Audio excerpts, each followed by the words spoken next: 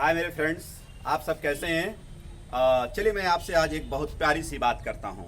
और वह बात यह है कि एक व्यक्ति को, खासकर जब एक शिक्षक की बात आप करते हैं, तो एक शिक्षक को होना कैसा चाहिए, एक शिक्षक के रूप में उसकी किस तरह की खूबियां होनी चाहिए, इसको लेकर मैं सीधे से आपको एक दृष्टांत पर आता हूं और आप समझ सकेंगे कि एक शिक्षक का दायित्व क्या होता है।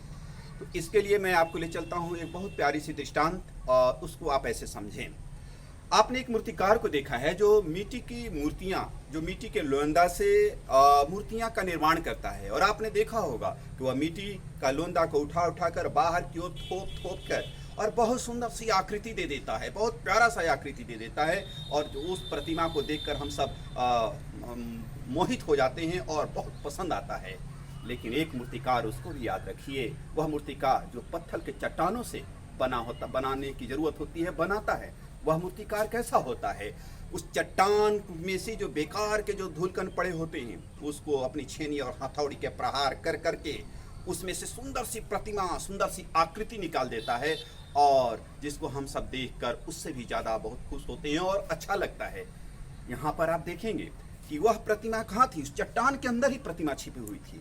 केवल बेकार के धूल और कण को काट काट कर छेनी हथौड़ी से मार मार कर जब उसने हटाया, उस मूर्ति के, उस चट्टान के अंदर सुंदर सी प्रतिमा आ गई। लेकिन पहले वाला जो मूर्तिकार था, जो मिट्टी के लोंदा से बनाता था, वह बाहर से लेकर थोप थोप कर एक सुंदर सी आकृति देता था।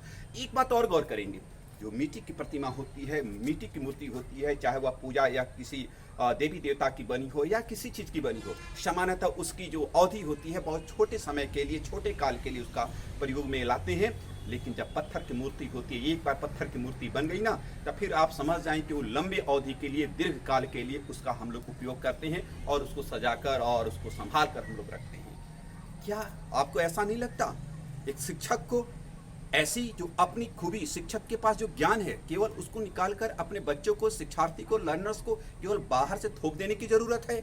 या फिर उस पत्थर की मूर्ति की तरह, जिन्होंने, जो मूर्तिकार की तरह, जिन्होंने बेकार के एक धूल कण को, पत्थर के कण को हटा हटा कर उस पत्थर में से सुंदर सी प्रतिमा जो निकाला, वैसा तो होना ही चाहिए। एक बच्चे के अंदर जो बेकार की बातें हैं, जो अवगुण हैं, उसको हटा देंगे तो हर एक व्यक्ति के पास, क्योंकि व्यक्ति जो होता है वह ईश्वर का बहुत सुंदर सा रचना होता है। और हर एक रचना जो ईश्वर सबसे बड़ा रचनाकार है, वह अपने मानव के बच्चे को बहुत सुंदर सा बनाया है। केवल बेकार की चीज़ों को हटा देने के बाद उसके अंदर की जो सोच है, उसके अंदर की जो विचार हैं, वह जब सामने जब आ जाएंगे तो निश्चय मानिए वह बहुत दीर्घजीवी और लंबे समय तक होता है। इस बात को आपको ध्यान रखना होगा। अर्थात एक शिक्षक को वह पत्थर के मूर्तिकार की तरह होना होगा, न कि मिट्टी के मूर्तिकार की तरह। इन चीज़ों को समझने की ज़रूरत होती है।